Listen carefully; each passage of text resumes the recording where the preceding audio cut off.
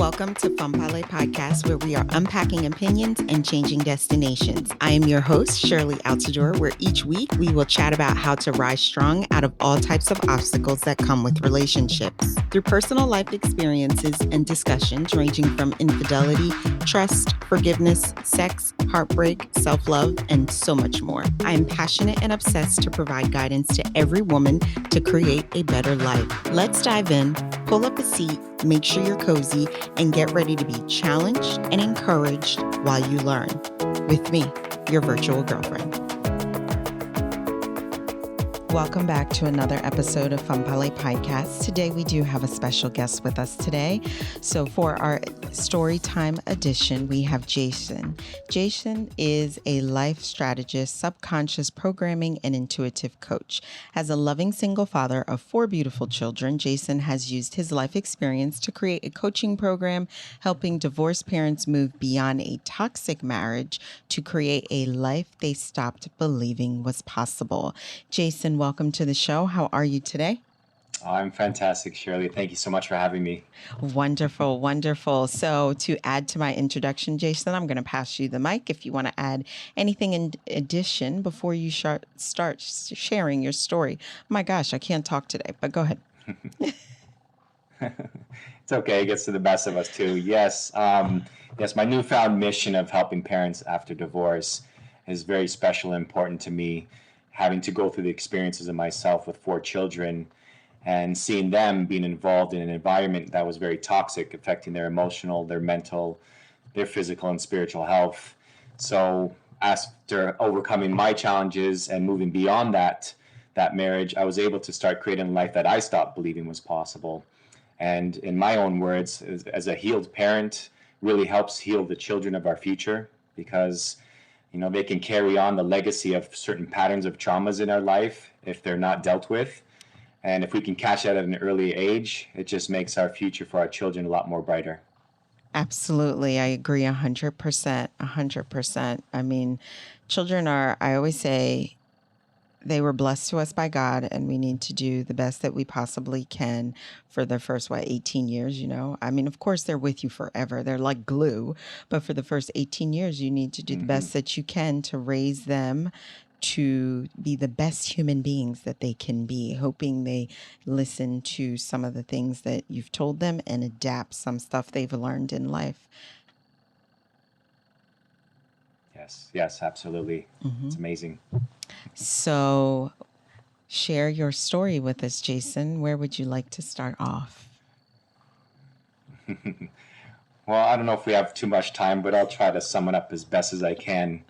Over my life, being a high achiever and always strive to be the best that I can and have big dreams, I always found myself in the patterns of experiences, whether it's through work or relationships or through family, where I find myself being an absolute people pleaser, always striving to help other people, seeing them happy first in order for me to be happy, being a determined giver and not a gracious receiver. And through each experience in my life, it just drew me to a place of exhaustion, a place to unhappiness, and, of me kind of having some self-doubt of what I'm doing and not gearing or heading towards my goals that fast enough or even close to even coming towards them. So all those experiences had led me to multiple things in my life. I was engaged at a young age to be married and realized after that breakup that there was some narcissistic abuse there. And moving beyond that, I started my own companies. I own 2 restaurants downtown Toronto. I ended up opening up a doggy spa as well, and all at the same time. And managing 3 businesses with your best friends and family members, it become very challenging. Although very successful business, behind the scenes there's a lot of challenges that people don't really see and get to witness as much as the owners do. So fast forward through those experiences, I realized that being that people pleaser I was always exerting my energy for everybody else to do well. People will come to me for help. I was always drawn for people that needed healing or some advice, and always found myself soliciting advice that I would always give myself, but I wasn't giving myself. So I was just always focusing on that other person. And which was, it's a great experience and great feeling to give. But when you realize that you're not filling your cup back up, it's just emptying out all the time, you get to burnout and exhaustion.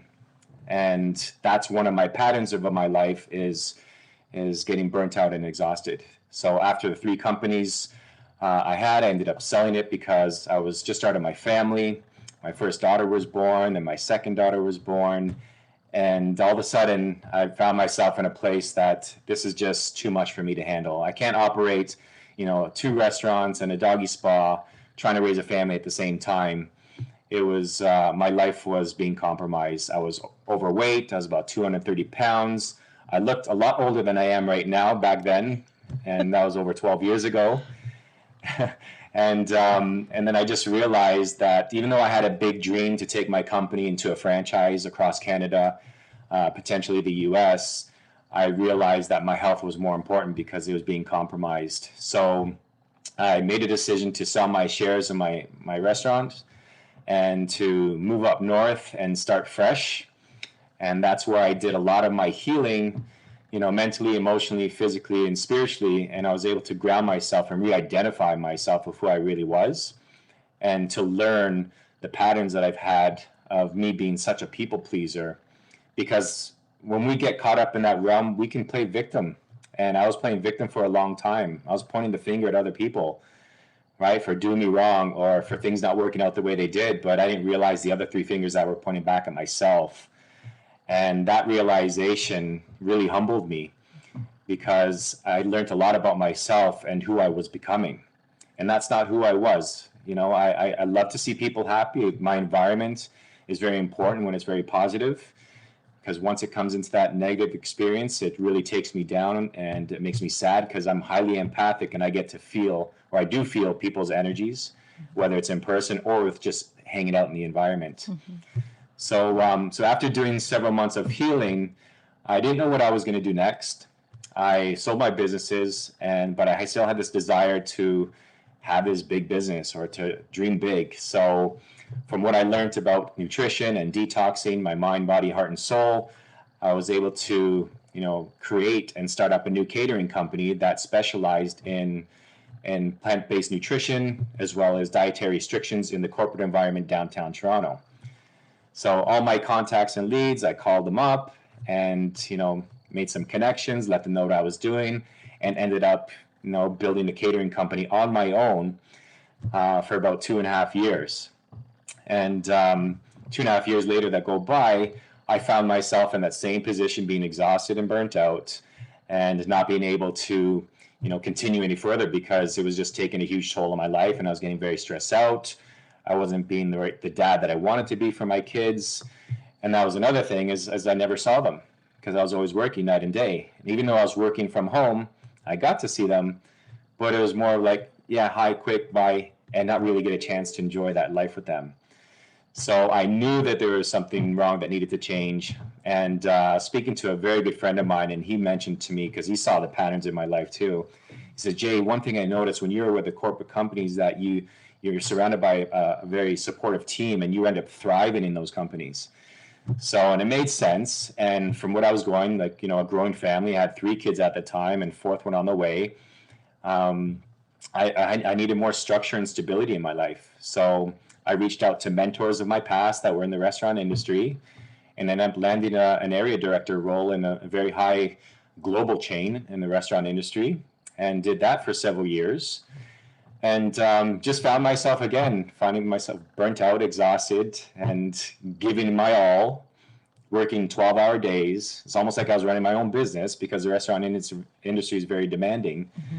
Mm-hmm. But it also shed some light on myself again. Mm-hmm. And maybe it was time for me to shift, and shifting into a business where it gave me some balance, where it would be 9 to 5. So I ended up leaving that company and moving forward with another, as a brand leader in business development for Canada for a franchise company. And that gave me the balance that I needed.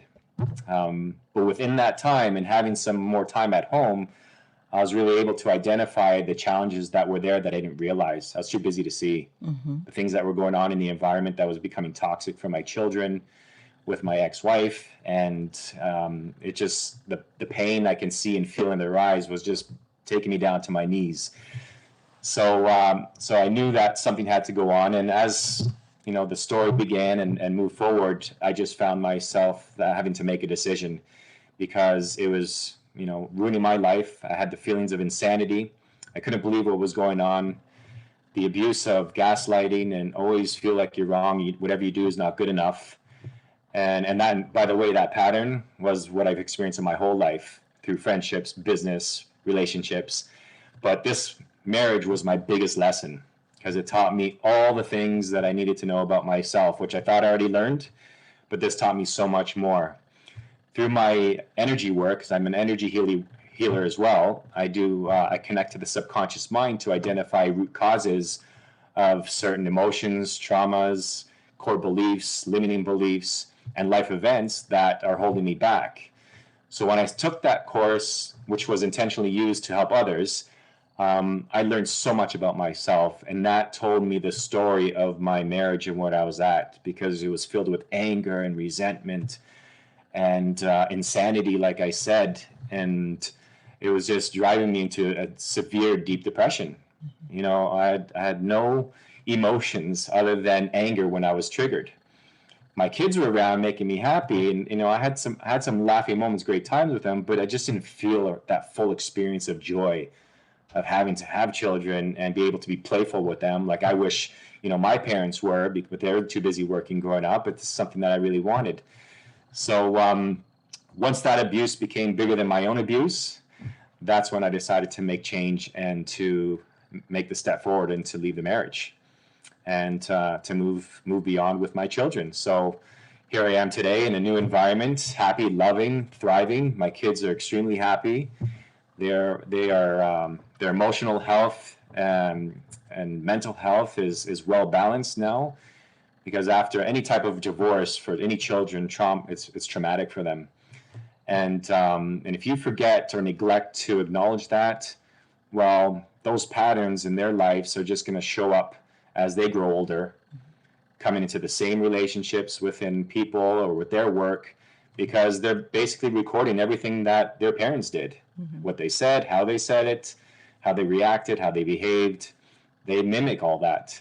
So being highly empathic and intuitive, I knew that something had to be done. So I started my healing that I've done myself on them, and I was able to uncover and unravel all the emotions, those deep emotions that the children went through. And to be honest with you, it was extremely sad. I was crying, because no child should have to go through those experiences. But when you're doing the work and you uncover these emotions that they have, it just makes it very sad. So I made it a mission to myself to heal myself completely and to start creating a life that I stopped believing was possible, so I can be a better parent for my children. So I can teach them the strategies that I've learned, and they can apply the same strategies too. Or the coaching that I coach with my clients, I'm coaching my kids in the same manner. So to see where we were together as a group of family over 2 years ago to where we are today, life is amazing. I'm living my new mission and helping parents heal after their divorce, so their children don't need to go through the healing process like we are or like we did. So that's fast forward today to where we are. That was a nice fast forward story, but I'm going to unravel it just a bit and take you a bit further back and before the kids. First, I want to ask you, how old are the children? My youngest is 4, 6, 9, and 12. Got you. So you're going to take us back to before the children, when you met ex-wife. How long were you guys together? Yes. How long were you guys married? And how long has it been since you've been divorced? Okay, well, that's a great question, and definitely takes me back to memory lane. I met her at my doggy spa that I opened up. She was one of our first customers. And it just seemed at that time we had this instant connection. I think energetically, I was already putting it out there that I was ready to settle down, to find my wife, and to, just to really start that life that I wanted, because I was the age of 32. And so we had a short dating period. It was literally only 6 months before we got pregnant with our first child.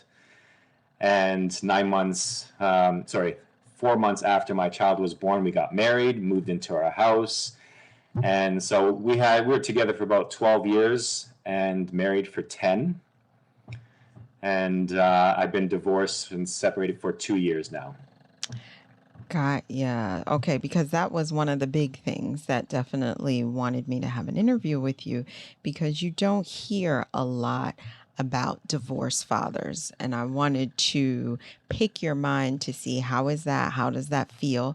Now, before we start talking about that, what do you feel the real reason of the downfall of the divorce? And I want to add, I don't feel as though divorce is a negative. Divorce is an adult identifying there is a wrong in a relationship, and maybe it's time for us to go our separate ways. People are constantly evolving on a daily basis. So I don't see divorce as a negative. It's you identifying something and realizing, okay, this is not working anymore, and I need to move on, and I can't stay in this stagnant place where there's no growth. What truly brought down the divorce? Well, I totally agree with you said there, and that every marriage or commitment that we make with any relationships, there's always a lesson in there, and we're always evolving 100%. And for myself, being highly intuitive and a healer, I'm drawn to people that need healing. And, I can, safely say that my ex needed healing. And for years, working so much, I kind of oversaw the challenges and didn't really pinpoint that's the things that really need to change, other than just the things that were popping up that were creating this toxic environment. But it was me, exerting myself to work to help her evolve. And we can't do that, right? The person or the people need to want to involve themselves or to grow. And I was going on a massive growth at a high rate of speed. And I noticed that it just felt pulling me back into reality where I was very familiar with, which was arguing and, dealing with all the stresses of, a growing family. And I couldn't really see past that. But there was a time where I realized that there was no more accountability on her part. I'd find myself working all day long, coming home to having to fulfill the job of the night duty of a parent and cook and clean and organize, while I was still trying to do some more work for my work and my company that I was working for at that time. And just found that it was becoming very one-sided. And I kept exerting myself to give and help and to save whenever there was challenges that weren't brought upon myself. But I've always found myself having to save and correct the challenges that were going on at home that were influenced by my ex-wife. So I've learned so much about myself on that time, but the turning point was because I was already developing the feelings of insanity, because it was very emotionless on her side. There was a point where I really broke down and cried and sobbed about what was happening. We tried therapy. She didn't want to commit to that. We even delved into the Tony Robbins Ultimate Relationship Training. I invested in the course. I'm the only one that did the work. So as I was doing the work, there was no reciprocation, which was okay. But then it was becoming this, me giving again a lot of as if it was a brand new relationship, because I'm starting to apply the techniques and strategies and not making it about myself, making it about the relationship and how I can make it grow and be supportive. But then, it just got to a point where I was just being completely shut off, no recognition. It wasn't helping me. It wasn't feeling significant. The children were still upset. There was still anger going on. There was still yelling and happening. And then it came to a point where I realized that, she wasn't being faithful with me. Mm-hmm. And I found out through, our devices at home, because they were linked together. Mm-hmm. And I saw certain messages going back and forth that were able to tell me a lot of stuff. And that point right there, because once someone crosses my boundaries, I can take a big beating in my life, but there's a certain threshold or silver lining that people, get to, and they're like, okay, this is it. That was my time, and that was my time to make my move and strategize my exit plan. And that's what I did. Interesting, Jason, and I'm glad you brought that up. Without fear, because most of the women on my show do comment about infidelity. Me, myself, I have been a victim and a perpetrator when it comes to infidelity. So 2 questions.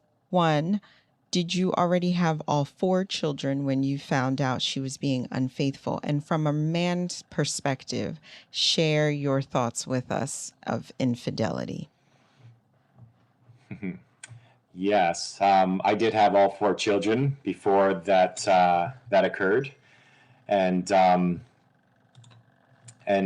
yes, it really took a huge toll on me, and it was very challenging for me because I was very confused. I didn't know what was going on. I couldn't wrap my head around it, and looking back at the whole history of the relationship, like I mentioned before, it was very self-serving and one-sided. And I realized there wasn't a commitment of unity between both partners.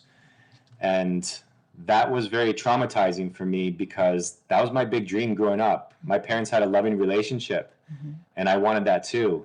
And I knew what it took to do it. And I started to do those things because I came from 5 siblings myself. So big families wasn't new to me. But the impact that I saw it having on the children was more devastating to me than it was about the infidelity. That was more painful to experience because I know how I grew up when my father passed away and not having that father figure around and having to step up and be a father to my younger sisters at a young age. I was only 16. And helping them through those challenges of not, their father passing away too. So being highly connected to people's emotions is what I saw and felt from my kids, because my kids started to pick up on it. They started to see what things that were going on. They were starting to read the messages back and forth and pictures being back and forth that they even showed me. So it was very hurtful in the aspect for seeing my kids having to now witness that. I think when it came to a point where I found out, I've already been through the pain, and it was just more of, okay, this is my validation of, all the work that's been put into the relationship. It's not going anywhere. It's going backwards. And if I continue to stay in this way, then I'm just doing myself and my kids a disservice. So it was when I really saw that the children were highly impacted by that is when I had to make that move. Got it. Oh, that's pretty traumatizing. The children were reading the texts and seeing the messages that were being sent. Did I hear this correctly? Yes, you did. Yes, you did. Wow. Yes. Okay. And then having to talk to them about it, it's a whole nother story because you don't want to alienate the other parent despite how they may have acted and behaved in the relationship, because it's just not fair for the children. And I've learned that they'll figure that out for themselves. But having to explain situations like that at the time was very challenging. But I think they saw through the big picture and them wanting to be with me because they feel safe and secure. Right? Absolutely. So that really humbled me to know that I've done everything I could, because my kids all gravitate towards me. Got it. So the next question I had, when you first started, you said you had 2 restaurants, a doggy spa, you had baby 1, then baby 2. When did you see the issues in the marriage started to present? Baby 3, baby 4? You're going to laugh at this, and it's okay if you do. But it was even before baby 1, to be honest. Yeah, there was a lot of red flags even before we got married. I know. My sisters had given me the warnings. I saw the red flags. But as the commitment to getting married and seeing that potential that my future won, I always looked at it as, okay, well, everything has challenges. I've been to so many weddings, and the parents during their speeches saying it takes a lot of hard work to work through it. And because I still owned 2 restaurants and had to shut down a doggy spa back in 2008, 2009, it put a lot of stress on myself personally and within my business. So financially, it was very challenging. And as my ex was at home being pregnant with our first child, there's a lot of needs and things that she wanted, and that's okay. But there was no understanding of the situation of what is going on, or understanding of the bank account. So we went through a lot of financial stress because I did everything on my own, for paying for the wedding, paying for our home, did all those things. And it just continued like that. Like we're talking about the waves just up and down, in life. And that's how the relationship was. There was great parts, and then there was really deep bad parts, but then there was some great parts again. And I just always had this belief that things will change, right? I see the goodness in her. I feel the times that there's goodness because she did display all that. And I'm not putting her down in any way, but that just became a huge eye-opener for me, that it wasn't balanced out. And because I was working so much trying to provide for my kids, because once you have a kid and 2 kids, 3 kids, the kids are a factor. That's a whole nother conversation. If they weren't involved, we probably wouldn't be doing this podcast here right now.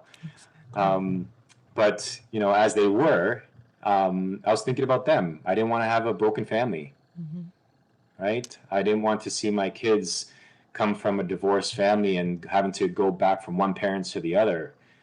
And not saying like there's anything wrong with that for the people who have done it, and I'm doing it today, but at that time for me, it was very scary.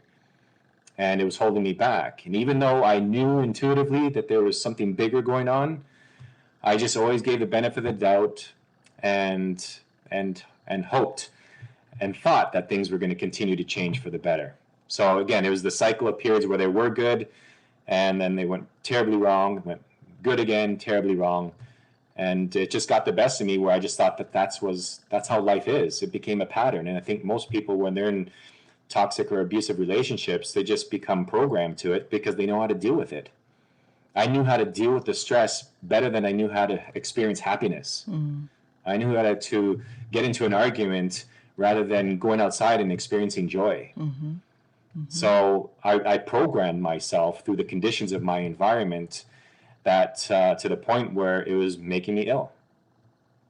So that's good that you realize that, because a lot of times we don't realize the toxic that's going on in our home, that you programmed yourself to constantly yell and scream. And, it was a negative situation in your household, and, you put the children first and you left. And I guess 2 years ago, your cup runneth over. And I think that cheating is really, truly what brought you to the end, because Jason, you've literally been trying your hardest to make this relationship work from the day you met this woman. Is this correct? Oh, yes. I was a sucker for love. I was a romantic. I still am, but I was always a sucker for that romance and to be that loving, caring, supportive husband and father, because that's how I was raised. So, but I took a beating, but before I threw in the towel, I wanted to make sure that I did whatever I could to make it work. So that's why I invested into, relationship coaching, and ended up seeking therapy, couples therapy, which only I ended up going because she refused to go. And her words was, I wasn't ready to be broken yet. So that was another light bulb that went off. And that was before I found out about the infidelity. So when the infidelity happened, it just, okay, now my own abuse is bigger than this actual abuse of this marriage. So I had to make a decision for myself and for my children. Got it. Now I want to segue a bit, and I'll come back because I have another question I wanted to ask you. The other topic we're going to discuss is patterns of narcissistic abuse. So how were you experiencing that in your marriage at the time? And you also mentioned gaslighting. So tell us a bit about that.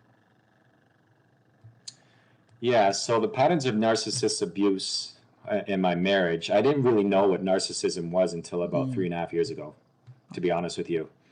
And after I'd done my healing and out of the marriage, I got to reflect on the stories of my life, the friendships I've had, the environments of work that I was in, the bosses that I worked with, past relationships that I had, and realized as I put some deep thought to it that, me being a determined giver, which actually, determined giver, one of my ex girlfriends, we actually crossed paths once upon a time, and we just started into conversation, and she says, yeah, you were a people pleaser. I'm like, okay. And my response was, well, I can see how people will see that, but for me, it's just important to have a happy environment because I don't like to have any negative energy around me. So I'm always trying to make other people happy first. Then I'll be happy. But when I reflected back on the relationship, as of like maybe a few months back, I started to realize that, okay, that was very narcissistic abuse. There was gaslighting on there, always pointing the finger at other people, never owning up to the accountability of their faults or their actions or behaviors and how it affected other people, and ended up making me, in that relationship, made me feel very uncomfortable. It made me feel, is this really happening? I can't believe it. I was embarrassed because a lot of this stuff would happen in public where she would be gaslighting on other people, and I would witness that. And me being so connected to people's emotions, that's what caused a lot of our disagreements. Like, why are you being like that with them? They're just doing their job. It's not their fault. Blah blah blah. So always trying to defend the other people, and then she would just turn it and flip it on me. So once I started to connect that relationship, then I started to look at my friendships that I've had over my lifetime. And, I've always been that giving person or that set of ears for someone who is having challenges and just give them some thoughtful insight or direction of what I think, what I believe that they can do to get them out of it. Only to find myself being used for those conversations, being taken advantage of those. And I don't want to get into too much detail for certain things in my past, just for the sake of the listeners, in case they listen. But I just found myself being taken advantage of and stepping and walking all over me and doing things in spite of me just to make me look bad and them look good. Because I've always had this following or this group of people that always looked up to me and, came to me advice and appreciated me. But those people were never my circle of friends. So when I looked at the balance of, okay, these people that I'm helping, they always were giving back. When I look back to my set of friends, it wasn't that balance. And, I felt like I was just being taken a ride for, taken advantage of for my kindness and for my niceness is a nice way to put it, because I was too nice. And and a challenge of mine that I overcame was avoiding confrontation. So I allowed things to happen in my friendships. I allowed things to happen in my past relationships. And I allowed things to happen in my business because I had friends and family working with me in my business. And I was afraid to confront and get things to the bottom of it, which was very challenging because they were all very close to me. So in sake of avoiding confrontation, I just swept it under the rug. I ignored the difficult conversations. I just kept pushing through, which would probably give them good reason why they were acting the way they were with me, right? And that's one lesson that I've learned. But and that just led me to my biggest lesson, which was my marriage, because during my marriage, I was having a conversation again with my great friend, and sharing my challenges with him, and he would say, Jay, like you're just constantly giving, and there's no balance in your life, and if this continues, you're just going to continue to walk over you. Well, it's damn right what he said, because it still continued, and I was still being walked over, and I was still being the one to blame. Mm-hmm. Right? Why we can't have this? Why we don't have this? Why we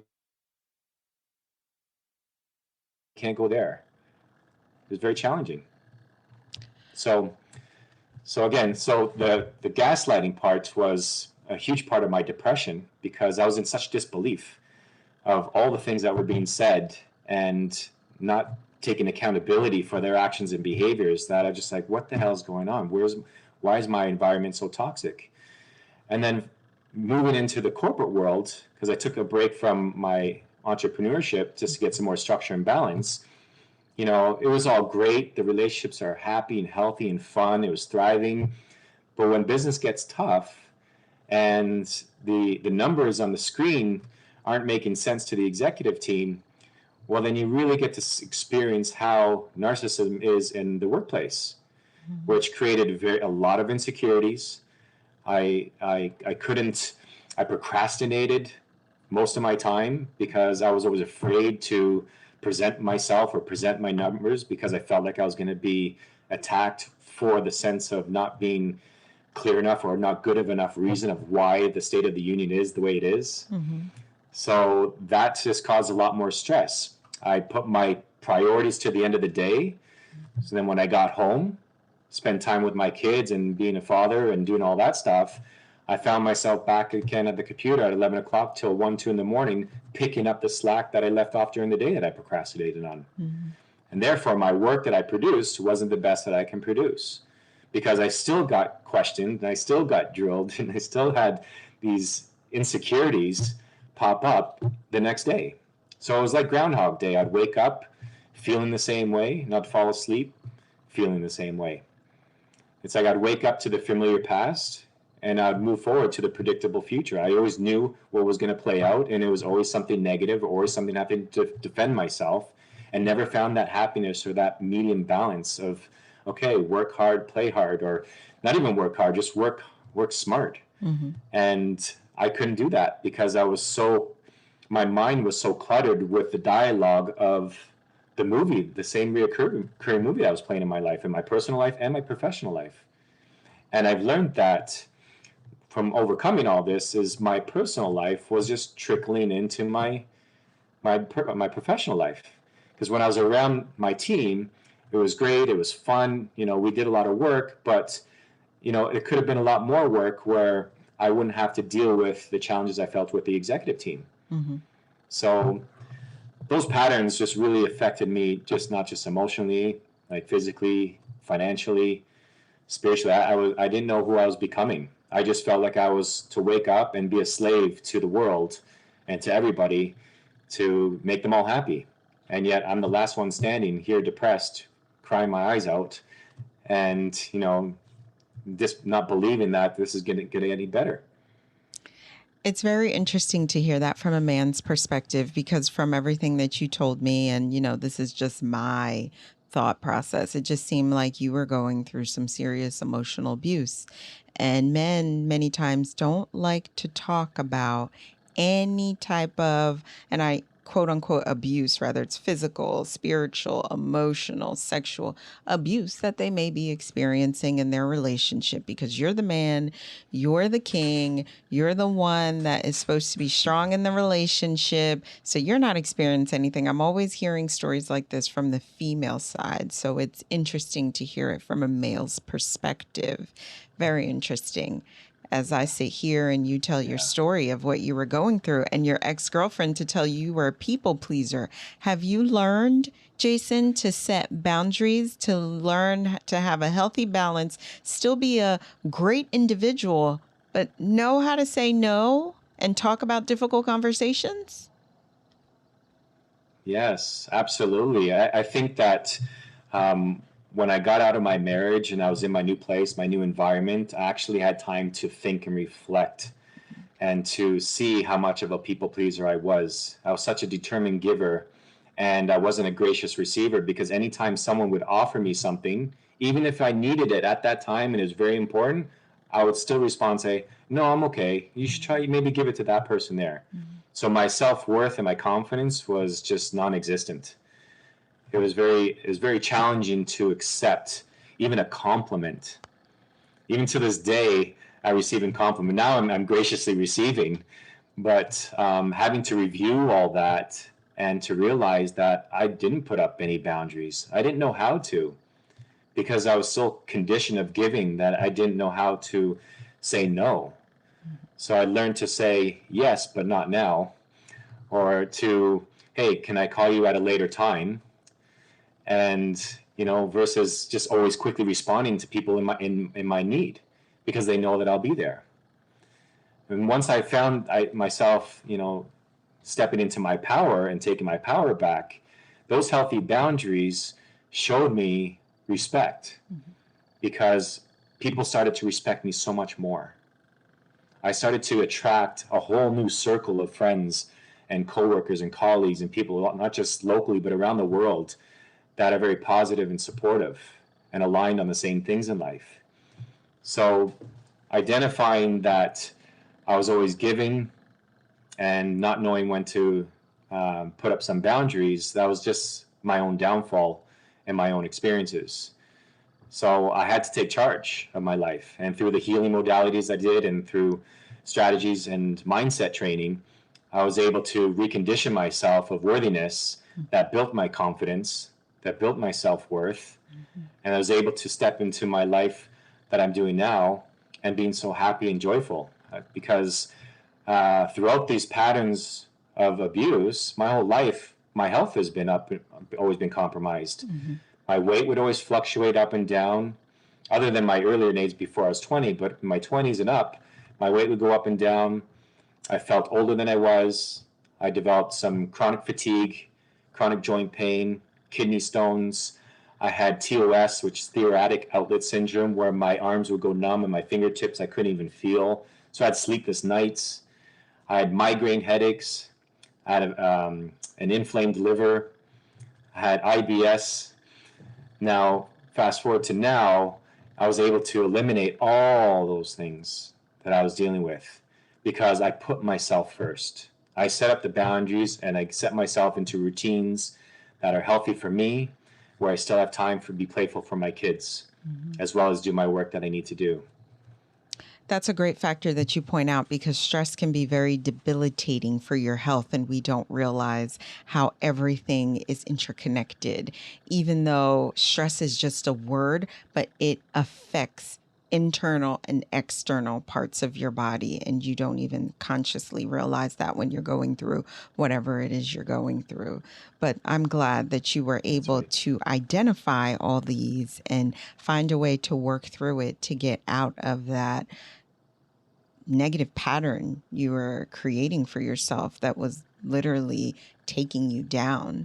So before we go into your coaching and things you're doing now, how are the kids? So this is a 3 question I'm going to ask you in here.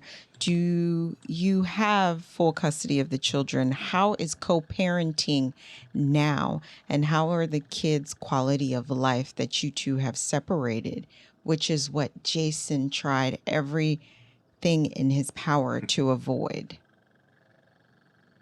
Yes, great question. And my kids, I would say, are thriving now. It's been a night and day from where they were to where they're at right now. With all that's going on during COVID, I had to give up my job last year in March, and COVID happened. The kids moved to online school. And my ex was also, she was moving to her new place. So I'm a full-time dad at this time, having to work from home, homeschool the kids, maintain the duties and responsibilities of a single parent for months at a time. So that was extremely challenging, which made me make the decision to leave my job to take care of myself, my kids, and focus on my next venture, which is what I'm doing now with my coaching business. The time spent with my kids, I'm with the girls 7 days a week. My boys go see their mom twice a week. And it changes. We both have 50-50 custody, but due to scheduling reasons and her job and my flexibility, I'm happy to say that the kids spend a lot of time with me. Okay. But it's also great that they get to see their mom as well and talk to her. I think, again, despite whatever's been on, I think it's important that they still have that connection. And but it's really changed their lives because, when we first moved into our new place, there was a lot of arguing, yelling, screaming, and fighting amongst the kids. And I was like, oh my God, there's no way I can't continue this going on. So that's what made me really excel at taking care of myself so I can change who I am and the energy that I'm carrying so that the kids can experience and feel that too. So now the kids are thriving. I've been still homeschooling them. Even with COVID going on, there's a little uncertainty with, the new protocols at school. So as a conscious parent and a holistic lifestyler, I have the flexibility to teach them at home as well. So I'm very fortunate to see them and have them by my side. But I do get myself some breaks. And when I do, I'm doing whatever I want to do to make myself or to have fun and to catch up on things that I want to do. So I find, although it can be, very challenging as being a full-time dad and a full-time business owner, I still managed to find time for myself and my daily practices and to be social and to connect with people that, that are serving me and that make me feel good and supportive. It's good to hear you find space through your healing to still talk positivity about your ex-wife, because it is important. Even though there might be a rift in your relationship, the kids still need to see their mom. That's their mom. They still need to have a relationship with her, regardless. Even if the romantic relationship with you and her could not work out, now you guys need to be responsible parents and try to make the platonic part of the relationship work for the sake of the children. And, kids pay attention to everything.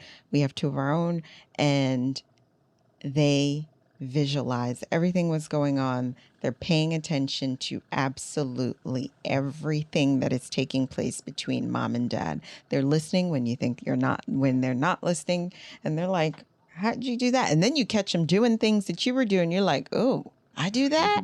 So kids pay attention more than parents want to believe they do.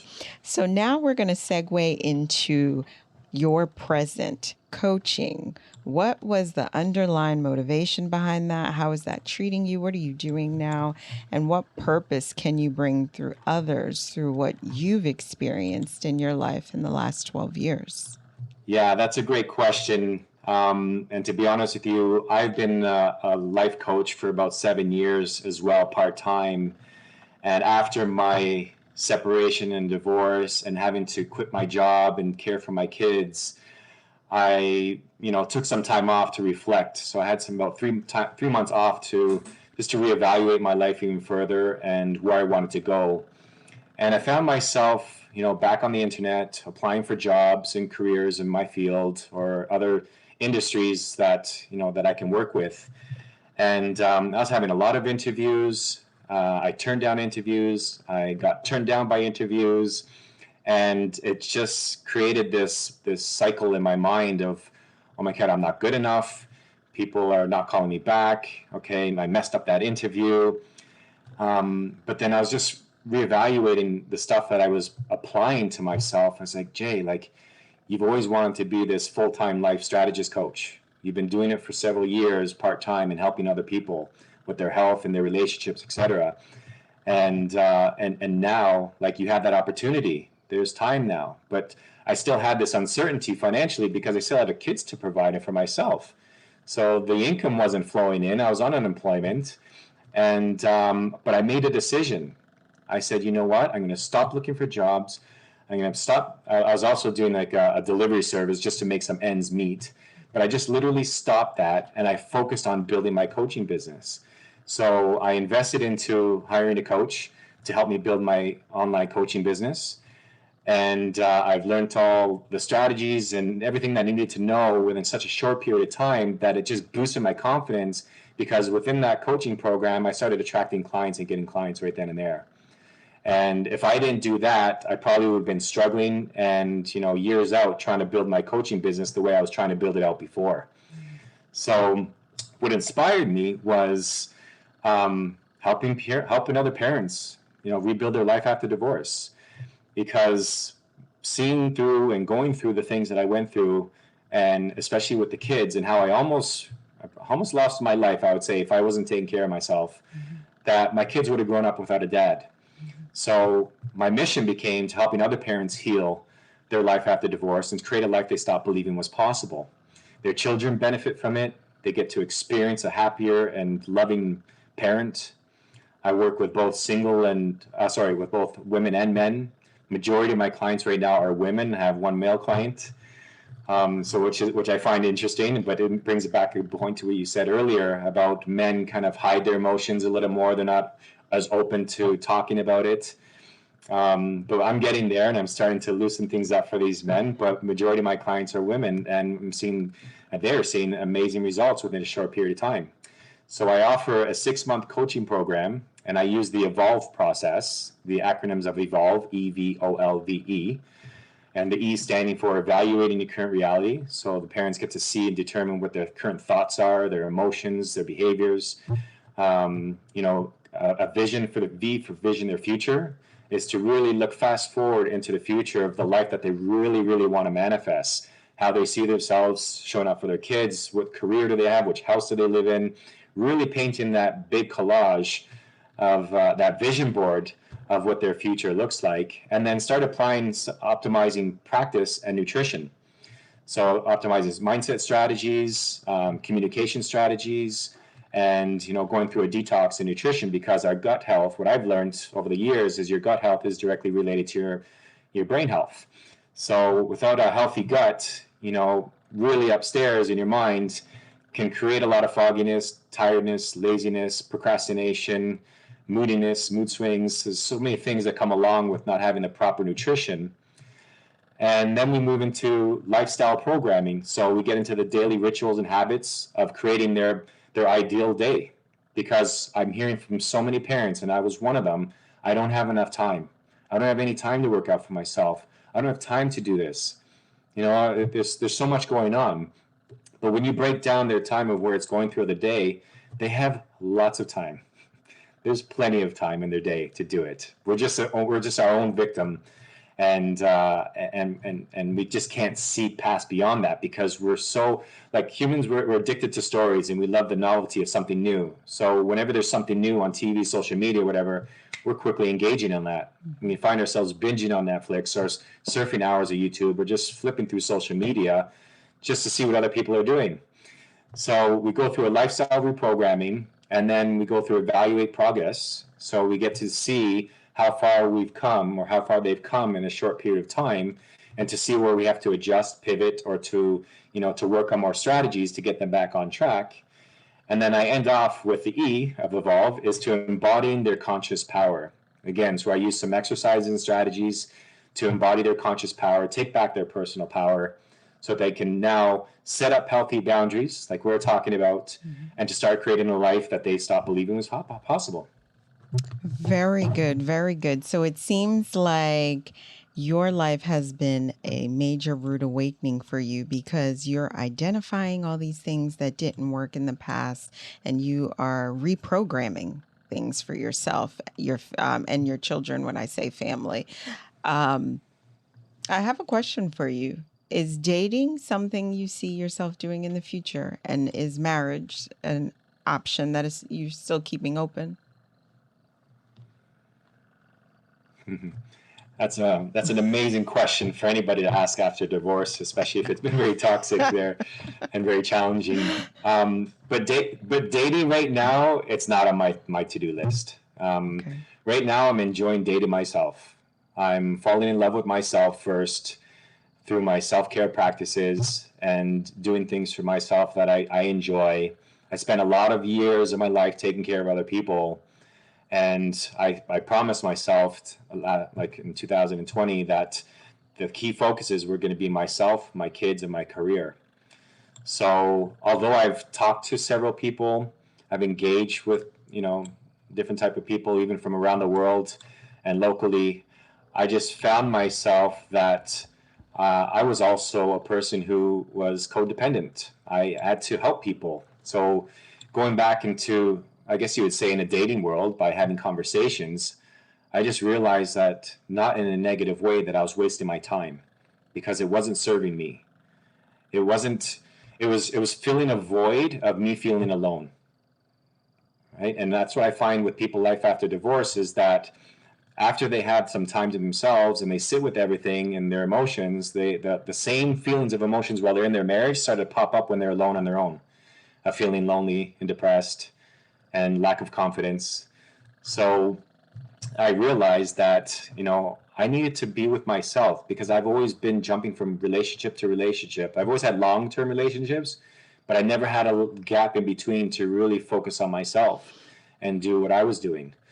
So yeah, it made me realize that I'm not interested into, starting a relationship. I mean, friendships, yes, and that flourish into relationships, because I think as time moves on, from what I've learned, I can really identify, where the challenges lie, if there are any, or just to grow with a relationship. It taught me who I really wanted to be with, what type of person I want to be with. I want to be a person that has already gone through some healing process, that is already on the growth evolution stage, and is very supportive, and is fulfilling all the basic human needs, and not just being so selfish. And And when you asked about marriage, I know I have a different perspective of marriage, but I think that will only tell when I do meet that future person. Because if that's something that means important to them, I'm not going to shut them out of it. Because to me, I don't find it as important because it's just a label over a couple. And I think, and I know of so many partners that are together for several years that aren't married. So remarriage for me right now is not in the books for me. But I'm very open to meeting new people and developing friendships with them.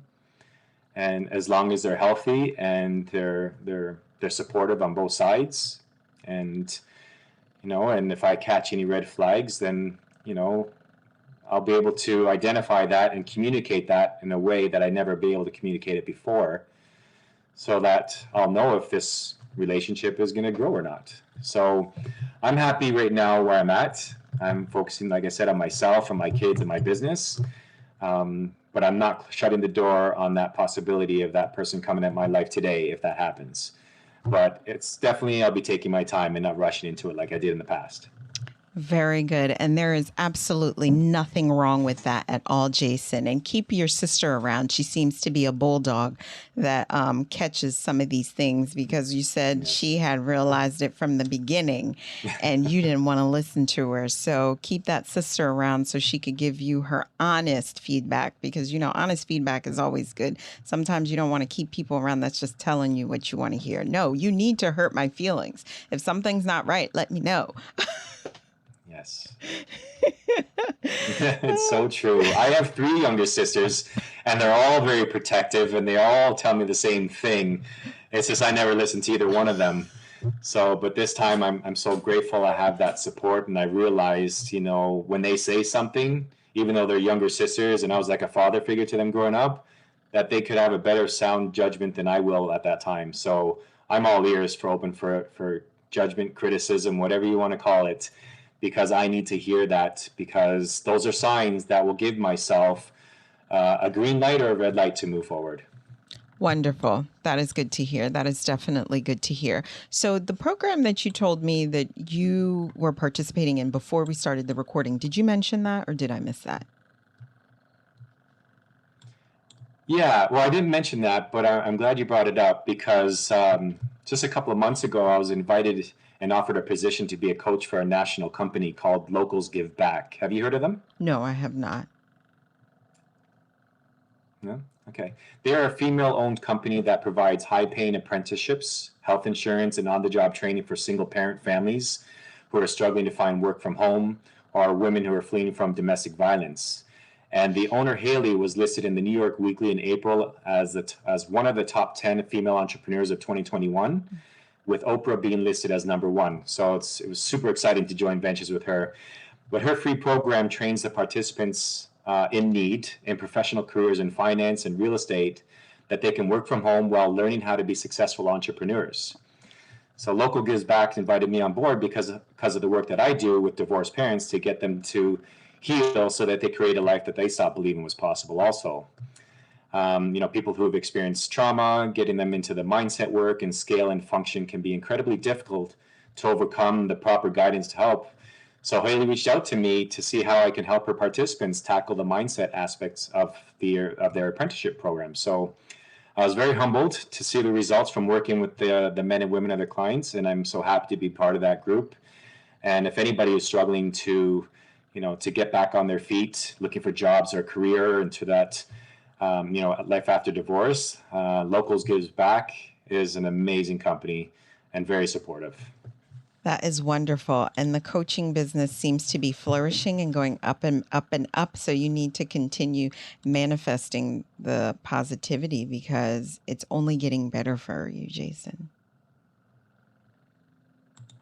Yes, it's so true. And I feel that. And although I had a core belief of that, I was afraid of failure and I was afraid of success, because every time I got a taste of success, something always seemed to knock it all down through my past and my businesses, etc. But this is different now, because I'm aligned with my purpose. Yep. And the greater good of helping other parents heal and move beyond their marriage, their relationships, and helping the parents heal so their kids can heal. Like that is like gold for me. I wake up every day proud and excited to jump on my calls with my clients or working on some marketing strategies. And like when before, everything just in my life was always tedious. I was always dragging myself to do the work. Even though in my own restaurants, with my own business, there's still moments where you drag yourself to work because it was, for me at that time, it was very physically demanding.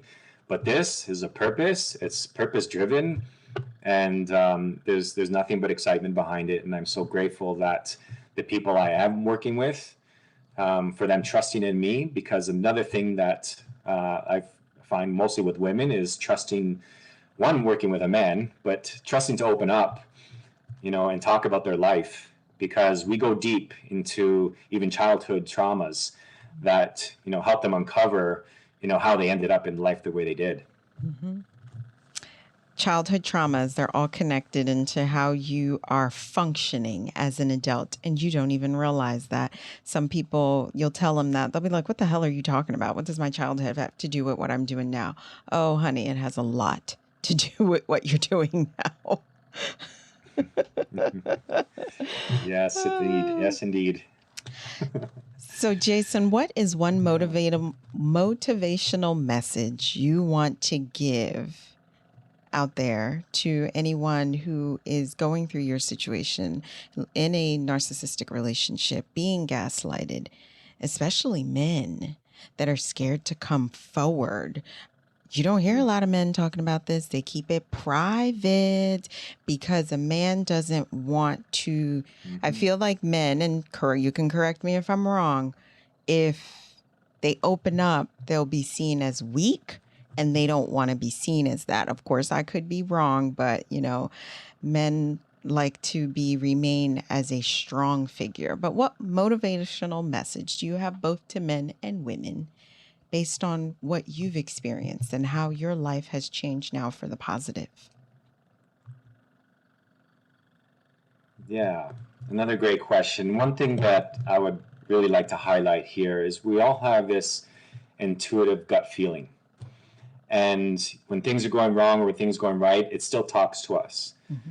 So by identifying your current reality, becoming aware of all things, your thoughts, emotions, behaviors, addictions, etc., and even your relationships with how they are, is to really connect with your innate intuitive intelligence and to ask it, right? Just ask yourself those questions, because we are connected to something bigger and greater than all that is.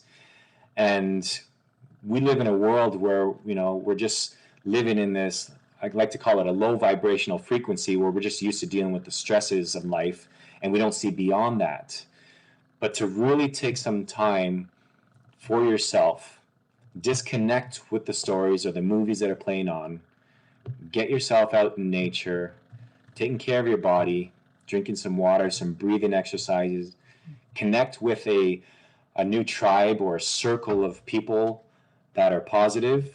It could be family members, friends, former colleagues, or even online. There's so many online groups out there where you can just, and I don't like to use this word, but you can dump your emotions out there because they're not going to judge you.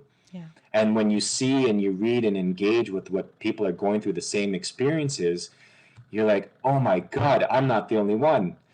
So it builds a level of confidence to put it out there, because when I started reaching out in some support groups, 2 years ago, and I'm still part of them today, when I started to share my story, and the responses that I came back from men and women were extremely overwhelming, with it brought tears to my eyes, because I didn't know how to experience that support, because I was always doing everything on my own. So trusting yourself that if something needs to change, is start to come up with a plan and strategize a way out of that. And by doing that is by being centered with yourself, because when you're in an environment with the same group of people, you really can't see beyond anything else other than what you're experiencing.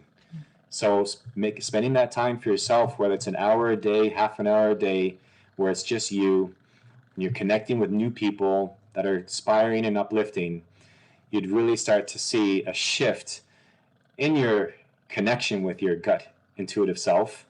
And you'd be able to now see things clearly, because when we're in that low vibrational frequency, we're very clouded. We can't see anything past beyond that. But when you start to free up and open some space in your mind and your heart and your body, then you start to see world with a new set of eyes. You have a different perspective, and you start to realize, where you could do better, and to learn of the things that, the experiences that you've been through, and realize that you're your own victim. Mm-hmm. Because we know a lot about other people, but as soon as you shine that spotlight on ourselves, people like to hide. Right? But when you actually do it and you're on your own time and you can see all these things come up, you're like, wow. Like for me, at least, and the clients that I'm working with, it's given them some, a new set of eyes.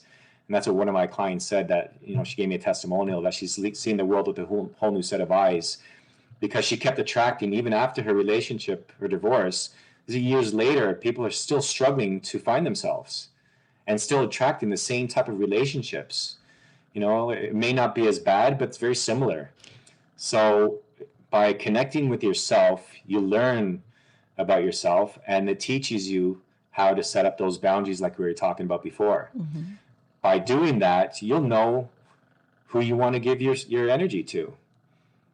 And for me, my energy is towards myself, my kids, and my business, but also my new circle of great people I have around me that who are uplifting, supportive, who want to see me do well, who cheer me on when I share my successes.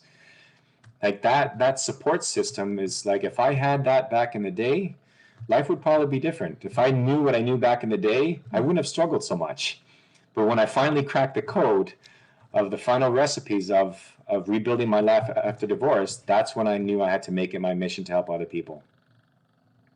That's a great message. And honestly and seriously, like I told you before, we all should be evolving. If you're the same motherfucker that you were in your 20s, that you are now in your 40s, reality check here. What are you doing? Because obviously your years should bring wisdom. You should learn from your mistakes. You should want to do better. If you're the same individual that you were then, it's kind of like, really? You haven't evolved at all? You haven't learned anything? You're not doing anything different? So I totally get what you're saying, and I appreciate that message. I mean, Jason, you are a breath of fresh air from a man's perspective, because you are the first for me to come on the air to share your story. You're not the first man, but it wasn't aligned with this story. Everyone's story is different. You know that, but the fact that you were courageous enough to come on, and I respect you for speaking still positive about your ex-wife, even through all the downfall and what's been going through. And it's a blessing that, co-parenting is able to work, and the kids are thriving and things are doing well. Your business is going great. And that's a blessing, and this is all the positive change that's happening in your life, which is good, Jason. Yes, I'm a new man. It's amazing. All right. So as we end today's episode, Jason, I would like to thank you very much for being a guest. Listeners, as you always know, love yourself, voice yourself, and be yourself. And until the next podcast episode, have a great one, guys. Thanks for tuning in to Fanpale Podcast. If you want to continue the conversation or share your takeaways, I want to hear from you. Head on over to the website or join our Facebook community and comment your favorite part of the show or share your thoughts. I want to hear what you have to say. Don't forget to rate and subscribe to the podcast so you never miss an episode. Chat with you next week.